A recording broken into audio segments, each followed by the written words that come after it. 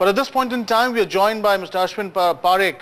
He's the national leader and partner in financial services, Ernst&Young. Mr. Parekh, thanks very much for joining us. If I can begin by asking you, do you see this kind of a legislative framework as an enabling provision, as enough of a legislative comfort for the RBI now to go ahead and proceed with their task of issuing new banking licenses? How do you view this? Well, yes. I mean, what has happened is that, after 2006, 2007, particularly in the backdrop of Bank of Rajasthan, it was becoming very critical that the regulator would have the necessary powers, to really regulate the sector, and make sure that there are no systemic issues.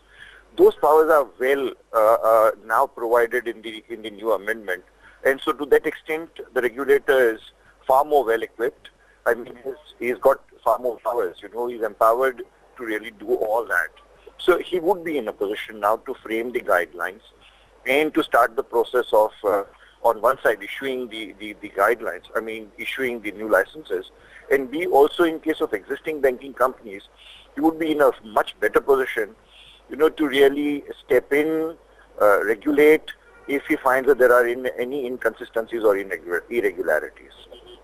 Ashwin, are you happy with the amendments made today? Do you feel more could have been done, and do you feel the government made some sort of a compromise by letting the FMC amendment go, or was that actually necessary? Would that have been too premature, as Mr. Narayan said? Well, actually, if you look at all the provisions which were originally drafted about 8 years ago, 7 years ago, and they've been going through the parliamentary process for all these years, those all approved. Those have come through, basically.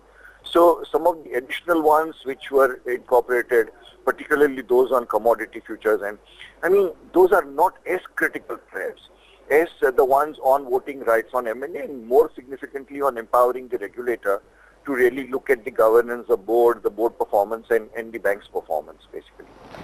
Right, Ashwin, stay with us. Shinjini